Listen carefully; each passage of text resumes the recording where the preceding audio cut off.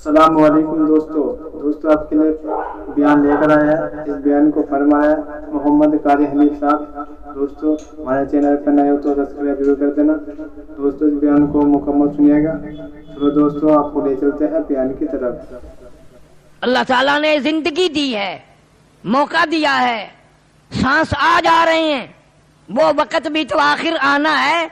خدا کی قسم ایک سانس کے بدلے 1 کروڑ روپیہ دے کر مول نہیں ملے گا، ایک سانس مول نہیں ملے گا۔ حدیث شریف میں ہے حضور صلی اللہ علیہ وسلم نے فرمایا کہ آخری وقت اتنا نازک ہوتا ہے، ارشاد گرامی ہے اس طرح سانس آتا ہے جس طرح ہزاروں ڈھینگریوں کے اوپر سے گھسٹ کے آ رہا ہو، کانٹوں کے اوپر سے گھسٹ کے آ رہا ہو، سانس لیتا ہے آتا نہیں ہے۔ دھی پوچھتی ہے اماں کیا بات ہے، بہن پوچھتی ہے باجی کیا بات ہے، بیٹا پوچھتا ہے ابا جی کیا بات ہے، کہتا ہے اور تو کچھ نہیں، سانس لیتا ہوں لیا نہیں جاتا، سانس رکتا ہے، کوئی چیز پکڑے ہوئے سانس کو۔ اللہ پاک فرماتے ہیں قل اللہ یحییکم، قل اللہ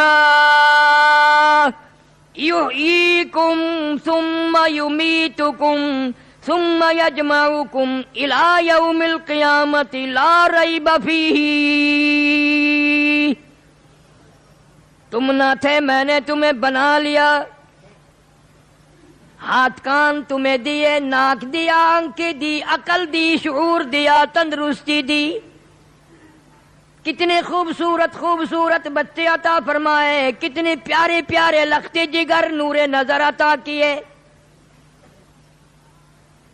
تجھے ساری زندگی میں میرے قرآن کا خیال نہ آیا، کون خیال کرے؟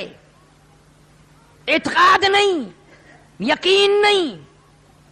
جن حضرات کا یقین تھا وہ سب کچھ کما کے لے گئے اس دنیا سے، اسی ماحول میں روٹی بھی کھاتے تھے، پانی بھی پیتے تھے، بال بچوں والے بھی تھے، سب کچھ تھا، لیکن خدا کی قسم جب ان کی موت آنے لگی جنت کے نقشے کھینچ کر سامنے کر دیے گئے،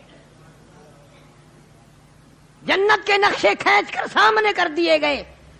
بایزید بستامی رحمت اللہ علیہ آخری وقت ہے، جنت کا نقشہ کھینچ کر سامنے کیا، دوسری طرف منہ پھیر لیا، پھر جنت کا نقشہ ادھر کیا، دوسری طرف منہ پھیر لیا۔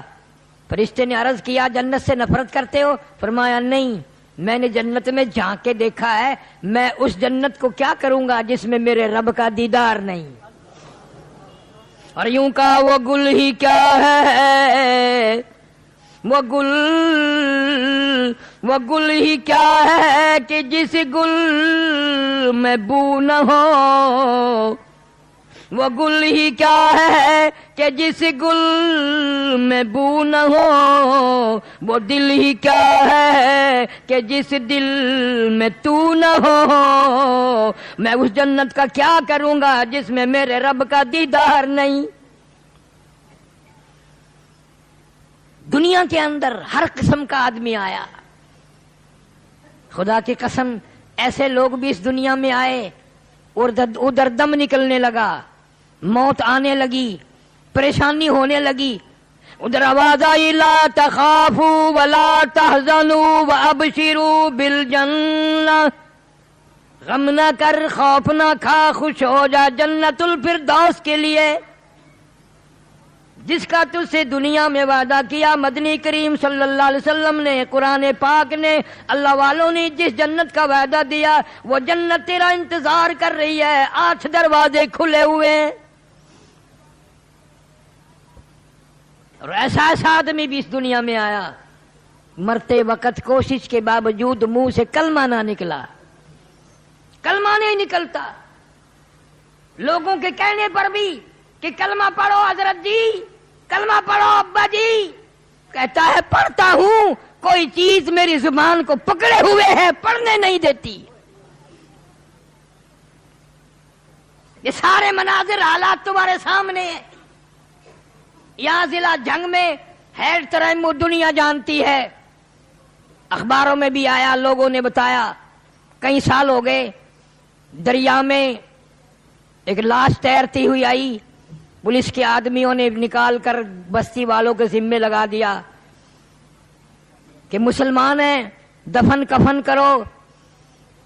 مولوی کو بلایا لوگوں نے، لاؤڈ اسپیکر کھولا، چندہ مانگا، دو آنے مائیوں بیٹیوں بہنوں، دو چار آنے چندہ بھیجو، بے وارسی لاش ہے، کفن خریدنا ہے۔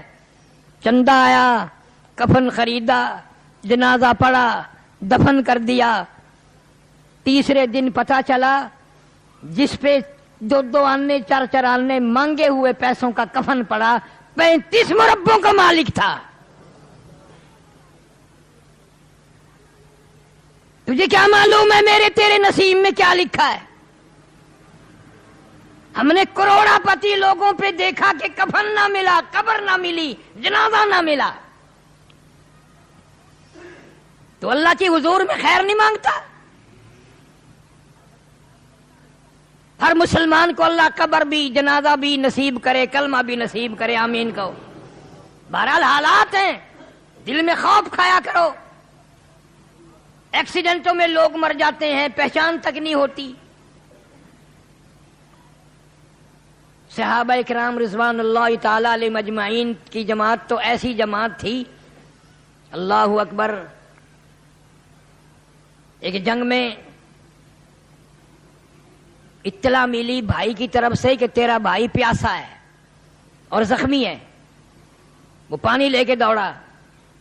یہ ان کی بات ہے، ہماری نہیں، ہماری نہیں ہے، یہ ان کی بات ہے جو محمد کریم صلی اللہ علیہ وسلم کے شاگرد تھے، جنہوں نے امام الانبیاء کے پیچھے نمازیں پڑھی، رضی اللہ تعالی عنہ، جنہوں نے نبی کے ہاتھ پہ ہاتھ رکھ کر کلمہ پڑھا، جنہوں نے چمڑے اجڑوا کر کلمہ پڑھا، جنہوں نے آگ کے انگاروں پہ لیٹ کے کلمہ پڑھا، جنہوں نے اپنے معصوم بچوں کو نیزے کی نوک پہ لٹکتا ہوا دیکھ کر کلمہ پڑھا۔ اطلاع ملی پیاسا ہے بھائی، پانی مانگ رہا ہے، آخری وقت ہے، یہ پانی لے کے دوڑا، تلاش کیا، مل گیا، برتن میں پانی ڈال کر دیا، برابر میں پڑے ہوئے دوسرے زخمی نے بھی آواز لگا دی، بھئی اپنا بھی آخری وقت ہے، 2 گھونٹ پانی اگر زیادہ ہو تو مجھے بھی دینا، میں بھی حلق گلا کر لوں گا۔ جس نے پانی منگوایا تھا، جس کے لیے پانی لایا تھا، اشارہ کر دیا کہ میرا اللہ مالک ہے، اس کے پاس چلا جا، اس کو پلا۔ اس نے پانی لیا اور پینے کا ارادہ کیا، تیسرے نے آواز دی، بھائی 1 گھونٹ پانی ہو تو ہمیں بھی دینا۔ اس نے دوسرے نے بھی اشارہ کر دیا، پہلے اس کو پلا۔ جب اس تیسرے کے پاس گیا پلانے والا تو وہ حوض کوثر پہ جا چکا تھا، وہ جنت الفردوس میں پہنچ چکا تھا۔ واپس آیا، وہ دوسرا بھی ختم، وہ تیسرا بھی ختم، تمام کے تمام نے یہ ثابت کر دیا کہ وہ حوض کوثر پہ تو پانی پی سکتے ہیں، لیکن اپنے بھائی کی پیاس کو سن کر خود پانی مرتے وقت بھی نہ پیتے تھے۔ یہ ان کی خصوصیت ہے۔ حضرت محمد کریم صلی اللہ علیہ وسلم نے ان کے جگر، ان کے گردے، ان کے دل اتنے صاف کر دیے تھے نگاہ نبوت سے کہ وہ کچھ اور سوچ ہی نہیں سکتے تھے۔ بدقسمت قوم صحابہ کرام کی قدر نہیں جانتی۔ تمہیں کیا معلوم کہ یہ کون لوگ تھے، یہ کس کے شاگرد ہیں، کس کے مرید ہیں، کس کے مقتدی ہیں، کس کے وزیر ہیں، کس کے ماننے والے ہیں؟ بس تمہیں تو اپنا پتا ہے کہ میرا داؤ لگ جائے بس۔ ارشاد فرمایا مدنی کریم صلی اللہ تعالی علیہ وسلم نے، او لوگوں، میرا صحابی ایک کھجور اللہ کے نام پر صدقہ کرے، خیرات کرے، تمہارا احد پہاڑ کے برابر سونا صدقہ خیرات کرنا میرے صحابی کی ایک کھجور کا مقابلہ نہیں ہو سکتا۔ اتنے عظیم لوگ، ان کی شرافت، ان کی جانت، ان کی امانت قرآن بیان کرے، محمد کریم صلی اللہ علیہ وسلم کا فرمان بیان کرے۔ آخر وہ کون لوگ تھے جنہوں نے مدینہ منورہ میں اللہ سب کو زیارت نصیب فرمائے، ادھر ہجرت کر کے گئے ہیں، کھانے کو نہیں ہے، پینے کو نہیں ہے، رکھنے کو تو کیا تھا، ادھر جنگ رمضان کا مہینہ آ گیا، ادھر جنگ بدر کا اعلان ہو گیا، سب سے پہلا جنگ، سب سے پہلی لڑائی جنگ بدر ہے جو 17 رمضان المبارک کو ہوا ہے۔ صحابہ کرام نے تو یہ نہ سوچا رمضان کا مہینہ ہے چلو بعد میں لڑائی کر لیں گے، یا روزہ چھوڑ دیں گے بعد میں روزے رکھ لیں گے، نہیں نہیں، حضور صلی اللہ علیہ وسلم کے باوجود اجازت عطا فرمانے کے پھر بھی سب نے روزہ رکھا۔ مرد تو مرد رہے، عورتوں نے کمال کر دیا۔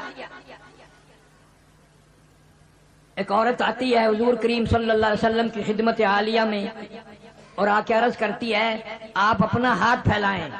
حضور صلی اللہ علیہ وسلم نے اپنا دست مبارک پھیلا دیا، اس کے اوپر اپنے سر کے کٹے ہوئے بال رکھ دیے اور رو کے عرض کرنے لگی غریب ہوں، مسکین ہوں، مفلس ہوں، نادان ہوں، بالکل غریب ہوں، کھانے کو بھی نہیں۔ کئی دن سے مدینے میں سن رہی تھی اعلان ہو رہا جہاد کا، کوئی ریشن لایا، کوئی کھجور لایا، کوئی دانا لایا، کوئی اسلحہ لایا، کوئی پیسہ لایا، کوئی ٹکا لایا، میرے پاس تو یا رسول اللہ صلی اللہ علیہ وسلم کچھ بھی نہیں، کچھ بھی نہیں، میں تو اپنے سر کے بال کاٹ کے لے آئی ہوں، کسی مجاہد کی سواری کی نکیل بن جائے گی، رسی بن جائے گی، میرا بھی حصہ پڑ جائے گا۔ کہاں سے ایسی عورت لائیں گے آپ؟ سیدہ خنسا رضی اللہ تعالی عنہ، شام کا وقت ہے، مغرب کی نماز پڑھی، رو رہی ہے۔ بیٹوں نے پوچھ لیا اماں کیا بات ہے، کیوں رو رہی ہو، کیوں رنجیدہ ہو؟ بیٹا تمہارے بس کی بات نہیں ہے، تم کھانا کھاؤ، تمہارے بس کی نہیں۔ انہوں نے کہا کیوں، کیسے نہیں ہے؟ اماں رو رہی ہو، ہم روٹی کھائیں؟ بڑی دیر کے بعد فرمایا 3 دن ہو گئے مدینے میں اعلان ہو رہا ہے جہاد ہوگا، اللہ کے نام پر لڑائی ہوگی، میرے گھر میں کوئی بھی نہیں، تم بچے ہو، یتیم ہو، میں بیوہ عورت ہوں، کیا کروں؟ انہوں نے کہا جیسے حکم ہو۔ کہنے لگی پھر میری تو یہ تمنا ہے، تم میرے یتیم بچے ہو، میری زندگی کا آخری سرمایہ ہو، میری یتیم پونجی ہو، چلو میں تمہیں دربار رسالت صلی اللہ علیہ وسلم میں لے کے چلتی ہوں، اللہ کے نام پر پیش کر دیتی ہوں، بیوہ کی یتیم پونجی اگر اللہ کے رسول کے یہاں منظور ہو جائے تو اور کیا چاہیے؟ انہوں نے کہا اماں ہم تیار ہیں۔ سیدہ خنسا رضی اللہ تعالیٰ نے اپنے یتیم بچوں کو لے کے چلی دربار رسالت میں صلی اللہ علیہ وسلم میں آ کر کے کہتی ہے یا رسول اللہ ہے تو چھوٹے، طاقتور بھی نہیں، جوان بھی نہیں، میں بیوہ کی یتیم پونجی قبول فرماؤ، جہاد کے لیے انہیں قبول فرماؤ، انہیں لے جاؤ، اللہ کے نام پہ قربان کرنا چاہتی ہوں۔ آپ نے فرمایا یہ تو ابھی چھوٹے ہیں، یہ تو ابھی بچے ہیں، خدا کی قسم ان کی اولاد کا جگر دیکھو، ان کی اولاد کے دل دیکھو، اولاد کی تربیت دیکھو، یوں ایڑیاں اٹھا کر کھریاں اٹھا کے یوں اوپر کو ہاتھ کر کے دکھاتے یا رسول اللہ میں اس سے بڑا ہوں، یا رسول اللہ صلی اللہ علیہ وسلم میں اس سے بڑا ہوں۔ اور صحابہ کی اولاد بھی دیکھو، مدنی کریم صلی اللہ علیہ وسلم نے قبول فرما لیے۔ حضرت خنسا الگ لے کے گئی دونوں بچوں کو اور کہنے لگی میں تمہاری کیا لگتی ہوں کہ اماں ہے، میں نے تمہیں دودھ پلایا، میرے سے قسم لے لو میں نے ایک دن بھی بغیر وضو دودھ نہیں پلایا تھا، میں نے قرآن پڑھ پڑھ کے تمہیں دودھ پلایا، میں نے تمہارے ماموں کو رسوا نہیں کیا، تمہارے ابا کی امانت میں خیانت نہیں کی، حلال کا تمہیں جنا ہے، میری ایک وصیت ہے، میری ایک نصیحت ہے، سن لو، پیٹھ میں زخم نہ کھانا، چھاتی میں زخم کھانا، سینے میں زخم کھانا، شہید ہو جانا، میں مسلح پہ بیٹھ کر وضو کر کے انتظار کروں گی، ایک ایک کی شہادت کی خبر سنتی جاؤں گی اور قبولیت کے لیے جھولی پھیلا کر دعا مانگتے جاؤں گی۔ چنانچہ دونوں بچے تیار ہو کر کھڑے ہو گئے جنگ میں. حضرت معاذ اور معاذ رضی اللہ تعالی عنہما، عبد الرحمن ابن عوف رضی اللہ تعالی عنہ بڑے آدمی، حضور نے فرما دیا، سارے کہہ دو صلی اللہ علیہ وسلم، فرما دیا ان دونوں بچوں کا ذرا خیال رکھنا. کہ اچھا جی. ایک کو دائیں کھڑا کر لیا، ایک کو بائیں کھڑا کر لیا، بیچ میں حضرت عبد الرحمن ابن عوف رضی اللہ تعالی عنہ جلیل القدر صحابی ہیں. دونوں بچوں نے کہا کہ چچا جان وہ ابو جہل کہاں ہے؟ وہ ابو جہل کون سا ہے؟ خیال آیا انہوں نے نام سنا ہے، بچے ہیں اس لیے باتیں کر رہے ہیں. انہوں نے کہا میرے بھتیجوں یتیموں جب ادھر کو آئے گا تو میں تمہیں بتاؤں گا، دیکھ لینا. وہ آیا سرکس گھوڑے پہ سوار، اچھلتا ہوا کودتا ہوا گھوڑا آیا، اور عبد الرحمن ابن عوف رضی اللہ تعالی عنہ نے اشارہ کر دیا کہ جس کو تم پوچھ رہے تھے وہ سامنے ابو جہل ہے. اسے کیا معلوم تھا ان کا یہ پروگرام ہے، اور پیچھے ماں کی دعائیں ہیں، پیچھے ماں کی دعائیں ہیں کہ وہ ابو جہل ہے سامنے. بس اتنا بتا کر دیکھتے کیا دایاں بایاں دونوں خالی ہیں. دونوں نے پہلے ہی پروگرام بنا لیا تھا، بات کوئی نہیں کی تھی، آگے کو دونوں نے منہ نکالا تھا، آنکھوں ہی آنکھوں میں پروگرام بن گئے. آج بدقسمت قوم آنکھوں آنکھوں میں غلط پروگرام بناتی ہے، بے عزتی کے پروگرام بناتی ہے، توہین کی پروگرام بناتی ہے، ایمان کو بڑا غرق کرنے کے پروگرام بنتے ہیں، خاندانوں کی عزت کو برباد کرنے کے پروگرام بنتے ہیں، مسلمانی کو مٹانے کے پروگرام بنتے ہیں. آؤ صحابہ کرام کے معصوم بچوں نے بھی کیا پروگرام بنایا. حفیظ کہتا کہ دونوں دوڑے اور کہنے لگے قسم کھائی، قسم کھائی،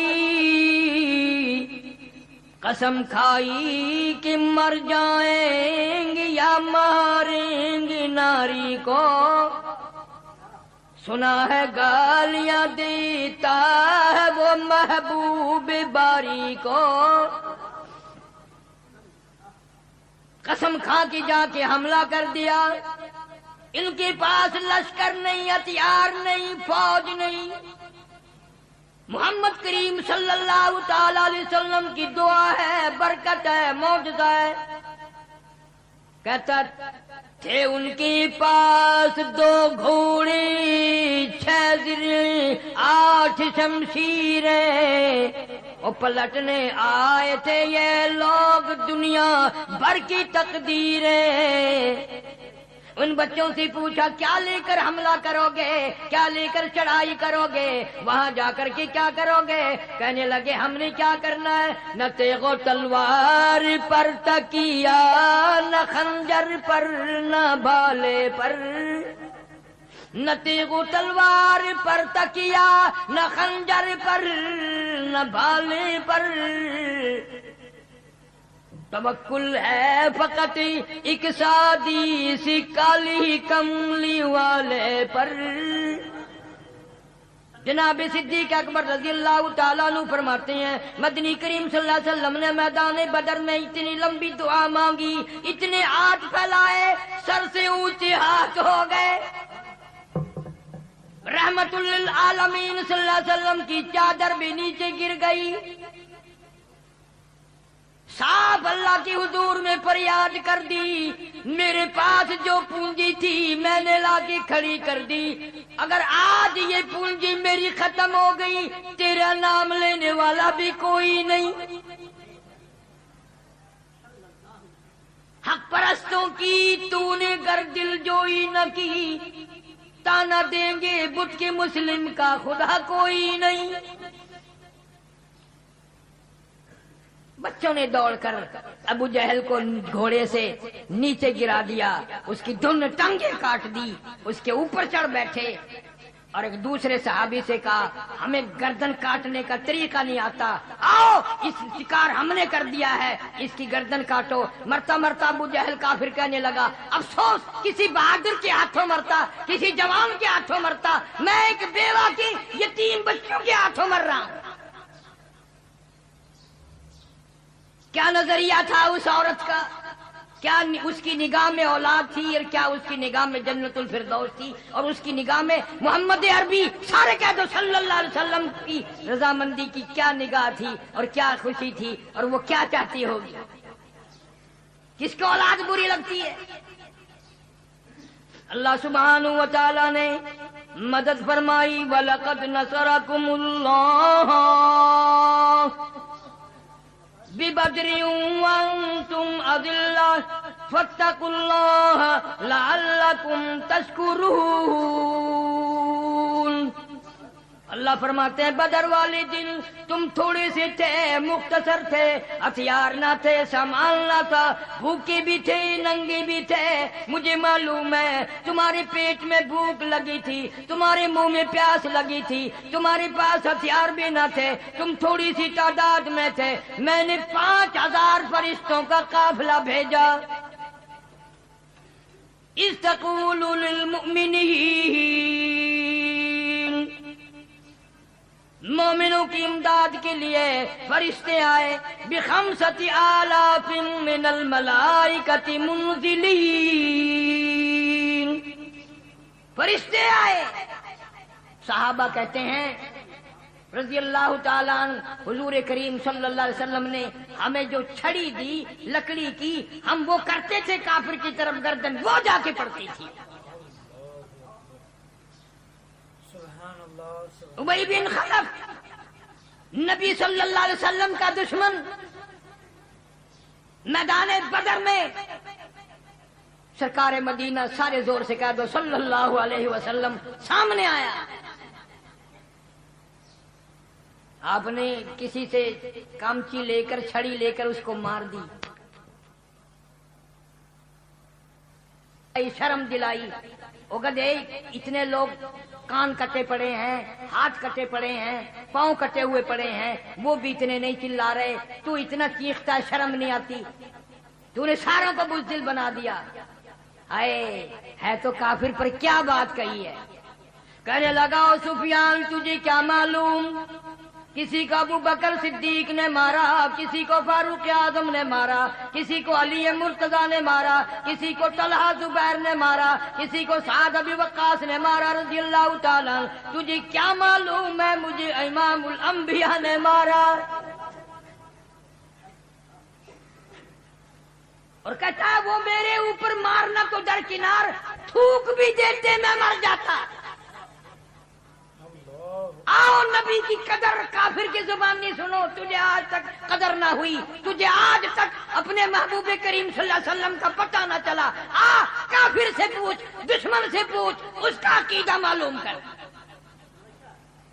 اور کہنے لگا ابو سفیان میں اتنا تکلیف میں ہوں، اتنا پریشانی میں ہوں، اگر میری تکلیف کو سارے عرب پہ تقسیم کر دو، کروڑوں آدمیوں پہ تقسیم کر دو، سارے مر جائیں گے۔ کسی کو کسی نے مارا، کسی کو کسی نے مارا، مجھے مدنی کریم صلی اللہ علیہ وسلم نے اپنے ہاتھ سے مارا، اور وہ میرے اوپر تھوک دیتے میں تب بھی مر جاتا۔ جانوروں سے نبی کی قدر پوچھو۔ مدینہ پاک میں چڑیوں کے بچے صحابہ کے بچوں نے اٹھا لیے۔ آئے آئے آئے، اور چڑیوں کو بھی پتا چل گیا نبی کیسا ہے، تجھے آج تک پتا نہ چلا۔ حضور صلی اللہ علیہ وسلم کے سر مبارک پہ چین چین چین چین گھوم رہی ہیں چڑیا۔ آپ نے فرمایا یہ شکایت کر رہی ہیں ان کے بچے واپس دے دو۔ کس نے بچے اٹھائے ہیں؟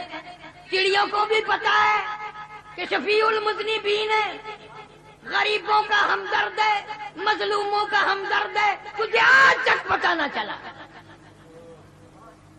ایک اونٹ آیا اور آ کر کے قدم مبارک میں سر رکھ کے رونے لگا اور کہنے لگا میرا مالک کام زیادہ لیتا ہے، کھانے کو چھوڑا دیتا ہے، میں بڑا پریشان ہوں۔ مالک کو بلا کر کے حضور نے ڈانٹا، تو بہت زیادہ لگتا ہے، کھانے کو کم دیتا ہے۔ اونٹ کو پتا چل گیا میری فریاد یہ سنیں گے، میری غمخواری یہ کریں گے، تیری 80 سال کی عمر ہو گئی، چٹی داڑھی ہو گئی، تجھے آج تک پتا نہ چلا۔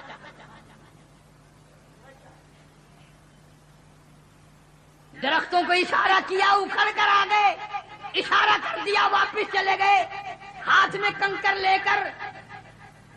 ابو جہل نے پوچھا بتاؤ میرے ہاتھ میں کیا ہے؟ فرمایا میں بتاؤں یا جو کچھ تیرے ہاتھ میں ہے وہ بتائے کہ میں کون ہوں؟ ہائے ہائے ہائے، جو تیرے ہاتھ میں ہے وہ بتائے میں کون ہوں؟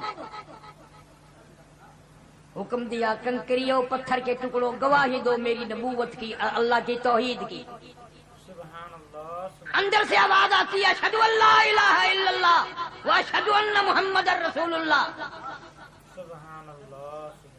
کنکریوں نے بھی توحید کی گواہی دی۔ آج کا مسلمان ہے، کلمہ بھی پڑھ رہا ہے، قبر کو سجدے بھی کر رہا ہے، کلمہ بھی پڑھ رہا ہے، بچے کو لے کر کے قبر کے چاروں طرف طواف کرا رہا ہے، اور عقیدہ یہ ہے یہ پیر زندگی دے گا۔ کیا تیرا کلمہ کرے گا، کیا قرآن کرے گا، اور کیا تیرا رمضان کرے گا؟ کہاں کام آئے گا؟ شرک کی لعنت سے بچو میری بہنوں بیٹیوں، کلے باندھ کے لے جاؤ، اللہ کے سوا کوئی کچھ نہیں کر سکتا۔ ساری دنیا کے ولی، ساری دنیا کے پیر فقیر اکٹھے ہو جائیں، خدا کی قسم ایک بال بھی کسی کا بنکا نہیں کر سکتے۔ صاحب اللہ جل شانہ کے اختیار ہے۔ یہی جو لڑائی ہوئی صحابہ کرام سے مشرکین مکہ کی، اسی پر تو جھگڑا ہوا۔ اور بات کیا تھی؟ تو رمضان المبارک کا بابرکت مہینہ، ایسا کلمہ پڑھ جو ساری زندگی میں شرک تیرے قریب سے نہ گزرے۔ ایسی اللہ سے دعا مانگ اپنے خاتمے کی، اپنے ایمان کی، جو زندگی گزر جائے آخری وقت تک شیطان شرک والا تیرے قریب نہ آئے۔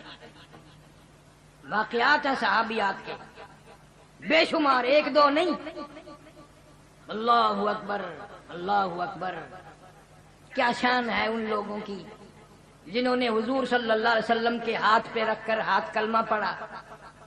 وہ کتنی مبارک آنکھیں ہوں گی جنہوں نے اپنی آنکھوں سے ہزاروں مرتبہ دیدار کیا صلی اللہ علیہ وسلم۔ بابرکت مہینہ، عزت والا مہینہ، محترم مہینہ۔ جنگ بدر بھی اسی میں ہوا۔ اما عائشہ صدیقہ رضی اللہ تعالی عنہا کی وفات بھی اسی رمضان المبارک کی 17 تاریخ کو ہوئی۔ کون اما عائشہ صدیقہ؟ 2270 حدیث ہیں جس سے روایت ہیں، جس کے بارے میں حضور صلی اللہ علیہ وسلم نے فرمایا اگر عائشہ نہ ہوتی دین ناقص رہ جاتا۔ جس کی جھولی میں خدا کا قرآن آیا، جس کے حجرے کو اللہ سبحانہ و تعالی نے ہمیشہ کے لیے گنبد خضرا بنا دیا۔ اتنا بڑا شان ہے اما عائشہ صدیقہ رضی اللہ تعالی عنہا کا۔ آج بھی اگر کوئی قرآن پہ یقین کرے، عقیدہ کرے، تو آج بھی اللہ سبحانہ و تعالی کرس میں معجزے دکھا سکتے ہیں۔ سن 80 میں جب میں ہندوستان گیا، پٹیالے شہر کی کچہری میں پاسپورٹ لکھوانے کے لیے بیٹھے تھے کہ اچانک کچہری میں بھگدڑ سی مچی۔ ادھر سے ادھر وکیل بھاگ رہے ہیں، جج بھاگ رہے ہیں۔ ہم پاکستانی تھے، ذرا ڈر لگا بھی ایسا کیوں ہوا، کیا بات ہے؟ ان سے جب پوچھا تو انہوں نے بتایا کہ جی ایک واقعہ ہوا، ایک قصہ ہوا۔ بھئی کیا ہوا؟ ایک سکھ کی لڑکی فوت ہوئی ہے، انہوں نے اپنے مذہب کے مطابق، رواج کے مطابق اس کو دفن کفن کر کے وہ ہندوؤں کی طرح جلاتے ہیں، ساڑتے ہیں۔ لکڑیاں منگائی، ان لکڑیوں میں اس کو چن دیا، گھی کا پپا ڈالا، آگ لگائی، ساری لکڑیاں جل کر خاک ہو گئی، پر اس لڑکی کا بال بھی نہ جلا۔ تمام لکڑیاں جل کر خاکستر ہو گئی، ختم ہو گئی، اس کا ایک بال بھی نہ جلا۔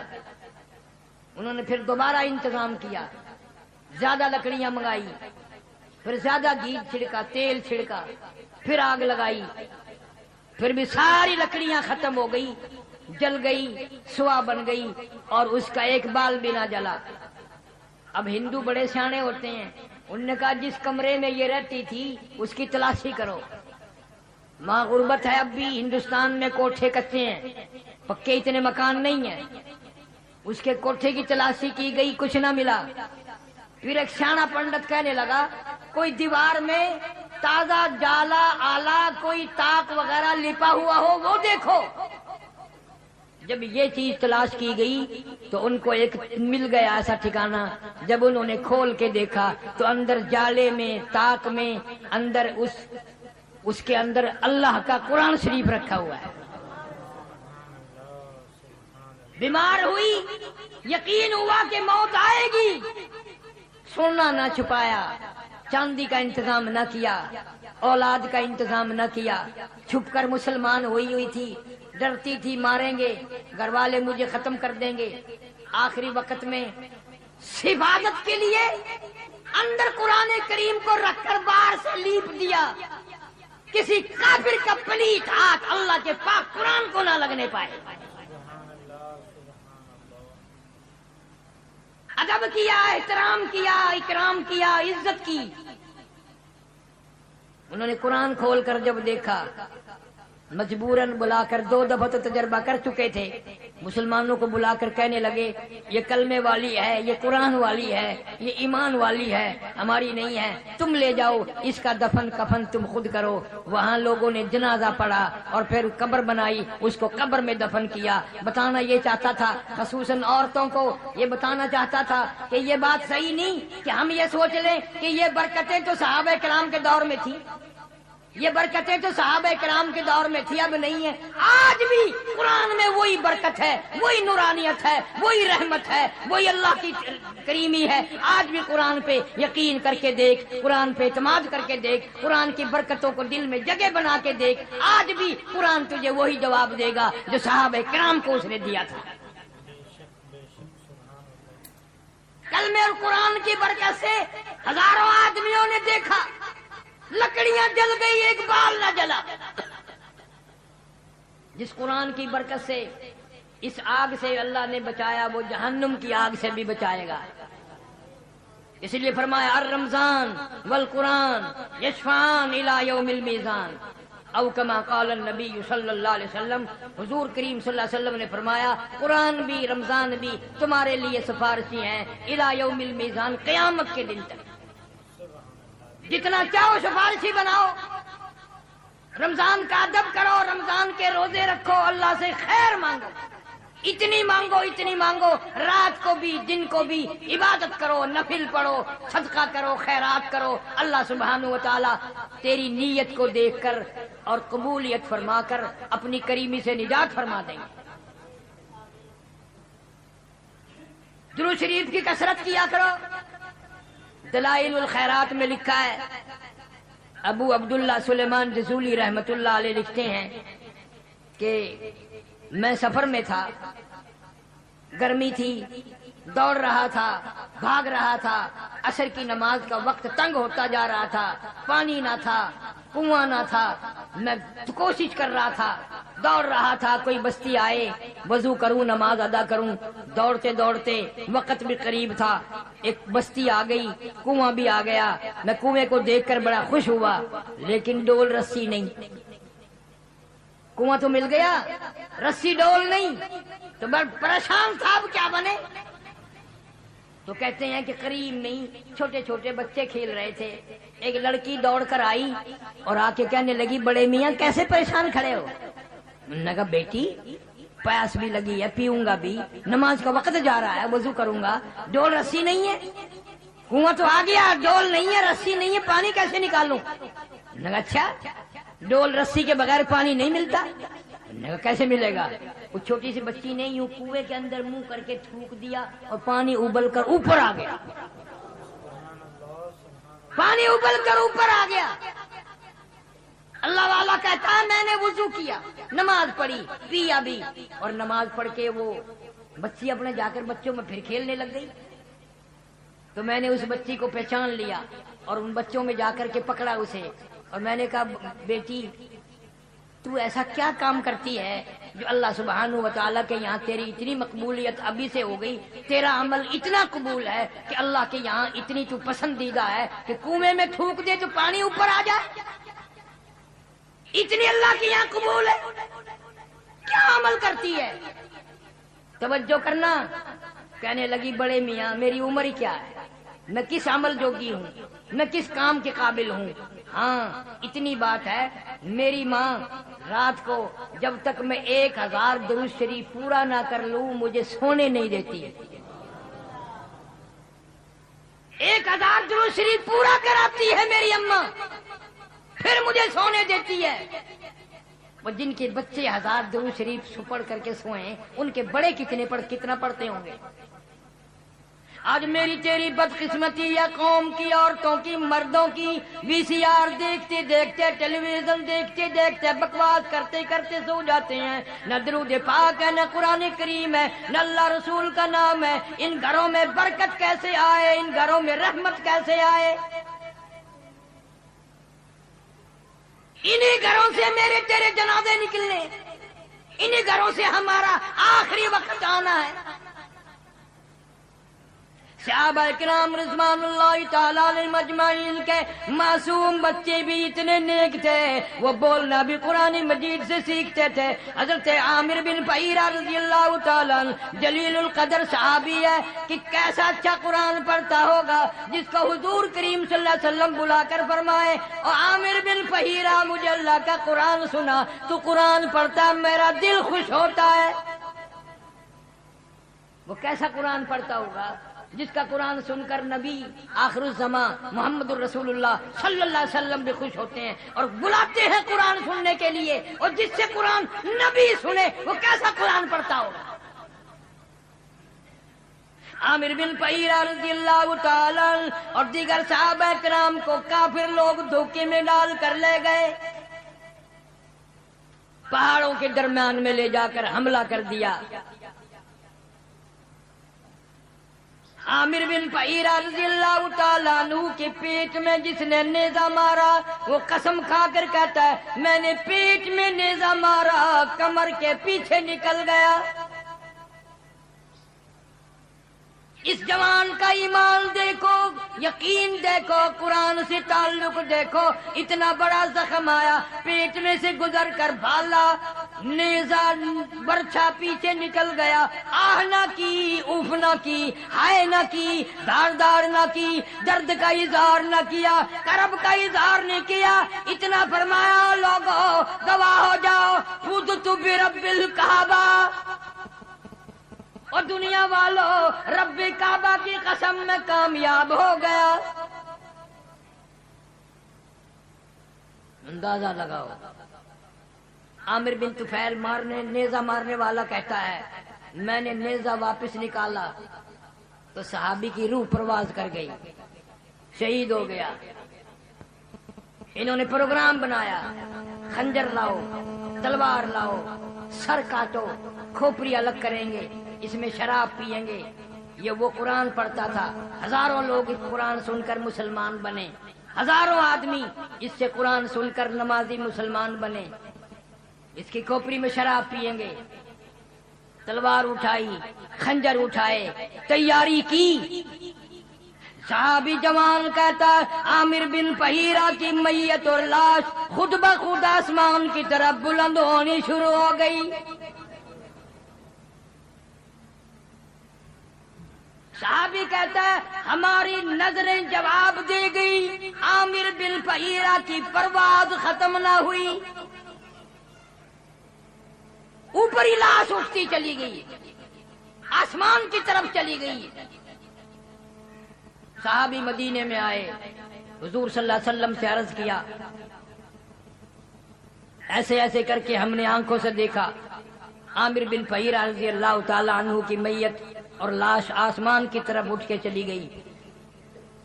سبحان اللہ، سبحان اللہ، کیا بات ہے۔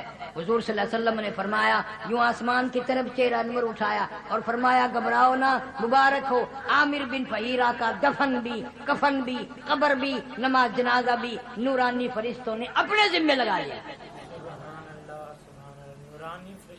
دفن کفن تمام کا تمام، سارے کا سارا اب نوری فرشتے کریں گے۔ یہ قرآن کی برکت نہیں تو کیا ہے؟ یہ محمد الرسول اللہ صلی اللہ علیہ وسلم کے صحابی ہونے کی برکت نہیں تو اور کیا ہے؟ کس قدر بلند تھے وہ لوگ، کس قدر اللہ سبحانہ و تعالیٰ نے ان کو دنیا میں بھی بلندی عطا فرمائی اور آخرت میں بھی بلندی عطا فرمائی۔ آج قرآن کی تلاوت کر، اس میں برکت جان، یوں ہی نہیں جیسے صحابہ کرام اس میں برکت سمجھتے تھے تو خیر آئے گی، رحمتیں آئے گی، سکون آئے گا، بیماریاں دور ہوں گی، پریشانیاں دور ہوں گی اور اسی اپنے گھر میں سکون ملے گا۔ پر یہ مسئلہ بڑا مشکل ہے کہ ہم قرآن پہ یقین کریں، حالات کو چھوڑ دیں۔ آج اخبار کی خبر پہ یقین ہے، ریڈیو کی خبر پہ یقین ہے، ٹیلی ویژن کی خبر پہ یقین ہے، اللہ کے قرآن کی خبر پہ یقین نہیں، مدنی کریم صلی اللہ تعالی علیہ وسلم کی زبان مبارک پہ یقین نہیں۔ کم سے کم شام کو روزہ افطار کرنے کے وقت جھولی پھیلایا کر، ہاتھ پھیلایا کر، الہی میری نماز بھی، میرے روزے بھی، میری تلاوت بھی، میری زکوٰۃ بھی، میری خیرات بھی محض اپنے کرم و فضل سے قبول فرما۔ اللہ کے نبی نے ارشاد فرمایا صلی اللہ علیہ وسلم، 3 قسم کی دعاؤں کے لیے آسمان بھی راستے چھوڑ دیتے ہیں، مظلوم کی دعا، بد دعا، اور عادل بادشاہ کی دعا، اور روزہ دار کی دعا کے لیے آسمان کے دروازے بھی ہر وقت کھلے رہتے ہیں۔